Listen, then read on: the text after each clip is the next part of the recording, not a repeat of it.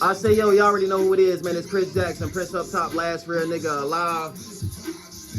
I got one of the biggest entrepreneurs in the city. Own clothing line, own line of lighters, own line of weed trays, shoes, hats, socks. Like, the man has no limits, man. So without further ado, introduce yourself, man. Yo, baby, I'm back. Cali Kush smoke in the building, the one and only. Hey, it's good to see you, brother. Likewise. First and foremost, you know, I appreciate you coming through, fucking with the platform, bro. You know, it's always a blessing when you come through, you know what I'm saying? Thanks for having me.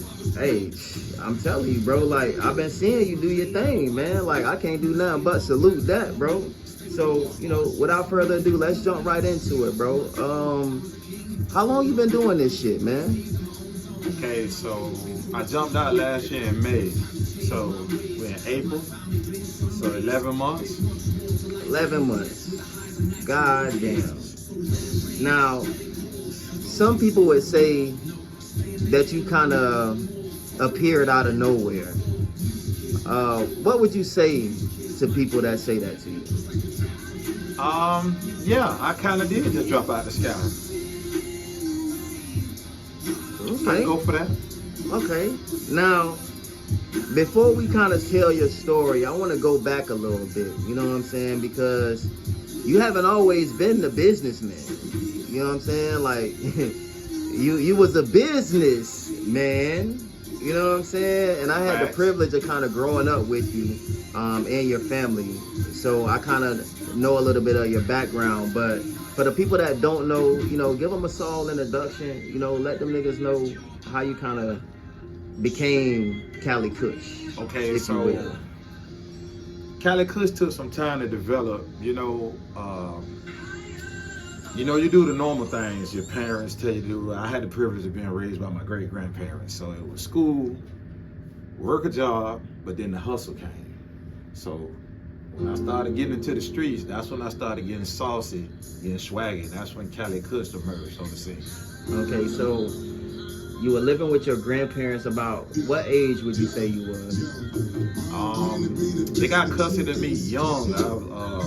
Like elementary school, maybe like 6 or 7 years old. Okay, now, when you say they got custody of you, was it a situation between your mom and dad to where y'all was put up for adoption, or was it like they signed over their rights? Like, it was neither one of those. It was like this. I was a hard head early on, going in and out the hospital, so to keep my mom safe and from getting in trouble, my great-grandparents jumped in and said, hey, look, let us take him in. You work on you and getting better. We'll raise him up, and then if he want to make that transition back to you, cool. If not, you always have access to come see him, whenever. Okay, so would you say you were kind of like raised in a dual-parent household as you were coming up? Yes, I had both of my great-grandparents, as well as my dad and my grandmother, my dad's mom as well, all in the same house. Uncles and aunties as well. Shit, y'all got a big-ass family. Yeah. Damn. So I know when you were kind of, you know, as a young adult, you know, you kind of ventured off into the street. Like, how did that kind of happen? Like, being that you kind of came from a good family, some would say that, you know, why not just go to school, go to college, and, you know, do the schoolboy route? Like, how did you turn out to that path? I mean, like I say, I started out on the schoolboy path. It sounds good, but it don't get you what you want. And I was so used to my dad spoiling me, so now when that's put on pause, he's going in and out the county jail and prison, I got to keep up this sauce. So it's like, I'm working at 9 to 5, but it's like, that ain't cutting. So you invest into that work, and then you just take off. So was it something that you kind of contemplated on doing because you was like, oh, I need to do this, or was this something that you wanted to do? Because honestly, you know, I would never think that y'all were like poor or anything, because we grew up with each other, you know. So I would figure that, you know, y'all really wouldn't have to sell drugs like that. Right. It was more so like becoming a man. It was, I always wanted to find the things in life, and I said I gotta stand on my own 10, because that's the principles I was brought up on. So hey, if I can't get it with my work check, I say, hey, overtime, bonus come around, I invest into the streets. And that way I don't have to go to the family and say, hey, I need this and I need that. I hear that. So did you ever have to do any jail time or anything like that, bro?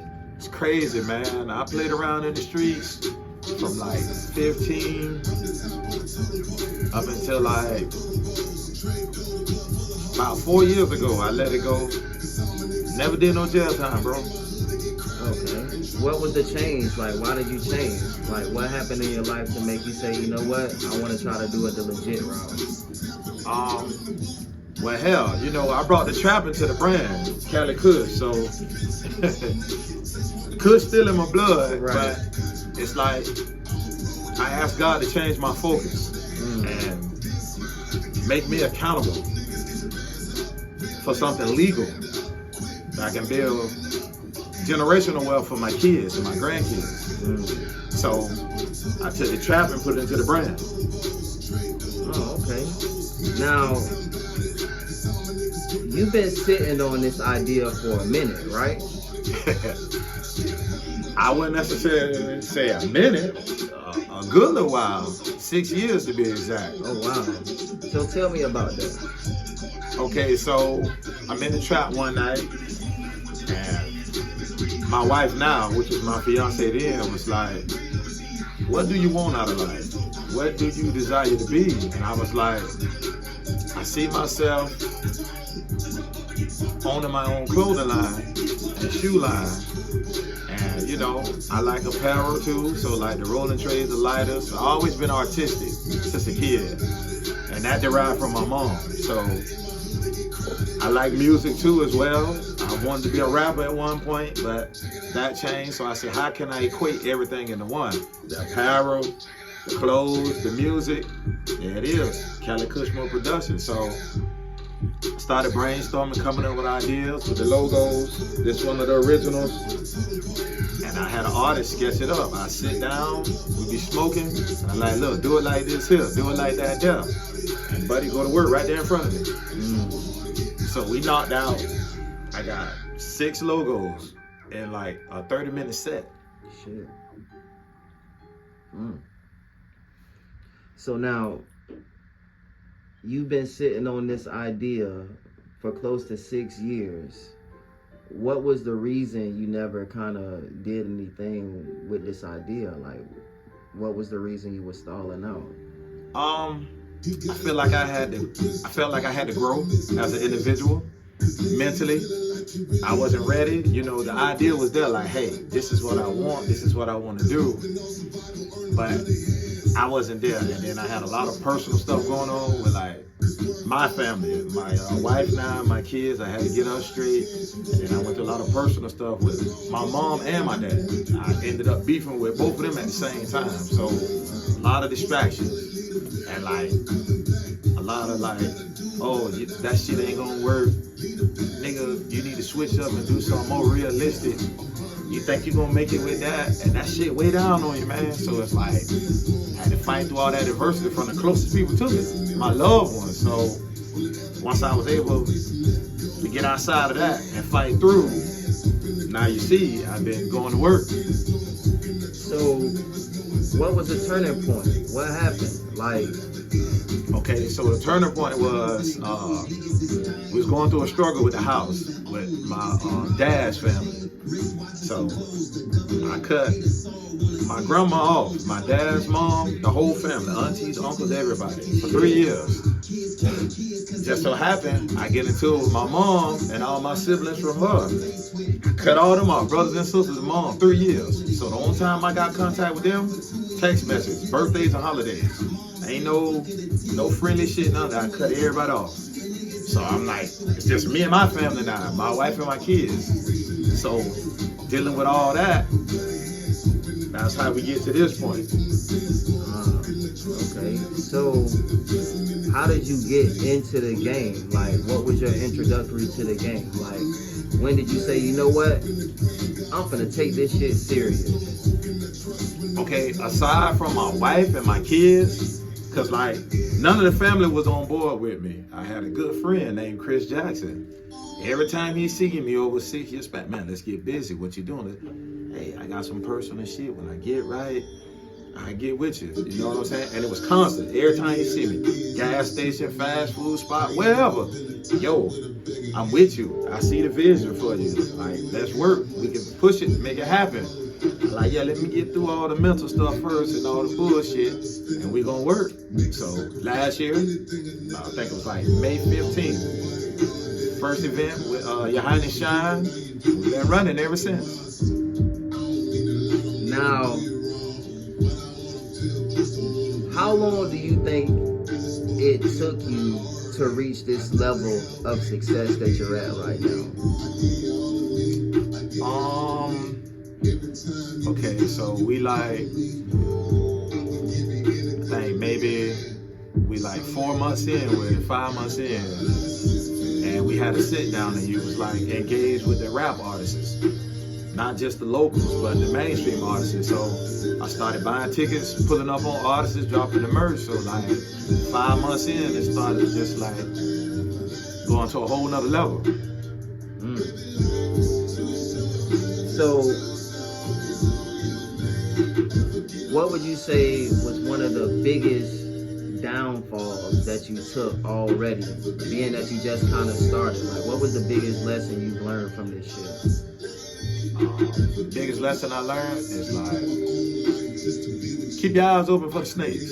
A lot of them out there, they'll ride your wave and just try to utilize you to help them, and they're not genuinely for you. So I'm just looking for loyalty. That's what I'm big on. I'm a Virgo, so I analyze real quick. So you think you fooling me, but you're not. I'm peeping you. I peep the play. I'm just not gonna say nothing. I'm gonna let you slide. But you ain't really sliding.